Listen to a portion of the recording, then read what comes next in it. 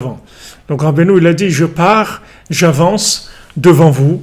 Donc vous n'avez vraiment pas à vous inquiéter parce que j'avance devant vous. Si j'étais là avec vous, alors les gens, quand j'étais là avec eux, peut-être ils peuvent penser que je ne peux pas les aider, je ne peux pas les réparer. Mais maintenant que j'avance, que je suis devant vous, sachez que vous n'avez aucun souci à vous faire.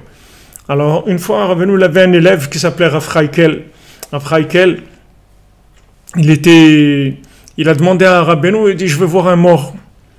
Rabbeinu il lui a dit, tu vas avoir peur. Si tu vas voir un mort, tu vas avoir peur. Alors Chaikel a dit, non, pourquoi je vais avoir peur? Je vais avoir peur. C'est des grands messieurs, c'était pas c'est des gens qui étaient très avancés dans la Torah, c'était le Menagen de Rabbeinu, c'est lui qui chantait dans tous les chants avec Rabbeinu, il était autour de Rabbeinu, il chantait, c'est Rav Chaikel, c'était quelqu'un de très grand. Rabbeinu a dit, je te dis, tu vas avoir peur. Ok.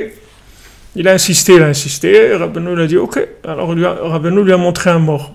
Et quand il a vu, il a eu très très peur, vraiment, il s'est évanoui et tout, ils ont eu peur qu'il meure et tout. Ils l'ont ranimé et tout. Ok, Rabbeinu lui a dit, je ne comprends pas qu'un homme de ton niveau, il soit tellement médoumian, un homme de ton niveau, il soit encore dans l'imagination, que tu crois que tu vas voir un mort et tu ne vas pas avoir peur. Comment tu as imaginé des choses pareilles? Et Rabbeinu l'a préparé comme ça, doucement. Et une autre fois, Rabbeinu lui a dit, maintenant, viens, je vais te montrer quelque chose. Et Rabbeinu lui a montré un mort, cette fois-ci, mais il n'a pas eu peur, Rav Chaikel. Donc il a assisté. Et il a vu que ce mort-là, en fait, c'était le boulanger qui était à Breslev et qui donnait tous les restes du pain qu'il n'avait pas vendu pour le Shabbat.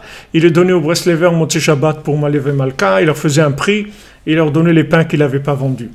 Alors, il a vu Rav Chaikel, ce boulanger, venir et se plier devant Rabbeinu et il disait, Rabbi, s'il vous plaît, faites-moi un tikkun, réparez mon âme, réparez-moi, parce que je ne peux pas monter, je suis bloqué. Alors Rabbeinu lui a dit, pourquoi tu veux que je m'occupe de toi? Et il dit, voilà, moi je donnais à vos hommes du pain, tout le Motzei Shabbat, le pain qui me restait et tout, je leur faisais un prix, parce que c'était du pain qui était daté d'avant Shabbat et tout, voilà. J'étais bon avec eux, j'ai aidé vos hommes. Rabbeinu lui a dit, ah, c'est comme ça, tu as aidé mes hommes, ok, alors je vais t'aider. Et Rabbeinu, il lui a fait son tikkun. Tout ça, il l'a vu Rav Chaikel quand il était avec Rabbeinu. Et Rabbeinu, à partir de ce moment-là, Rabbeinu il a commencé à devenir ce qu'on appelle Baal HaSadeh, c'est-à-dire quelqu'un qui répare les âmes.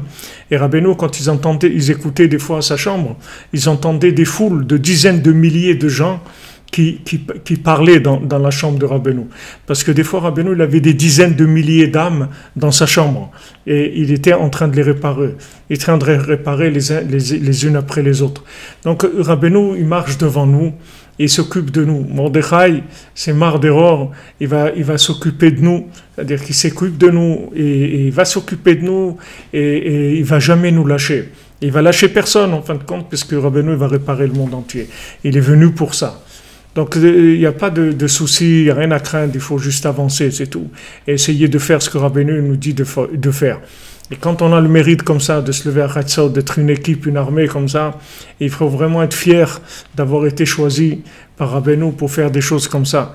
Parce que quand vous verrez qu'est-ce que vous avez fait, chaque fois que vous êtes levé, vous n'allez pas croire vos oreilles quand vous allez entendre de voir combien de gens vous allez libérer, combien de mal vous avez empêché, combien de morts vous avez empêché, combien de guerres vous avez évité avec ces Chatzot-là.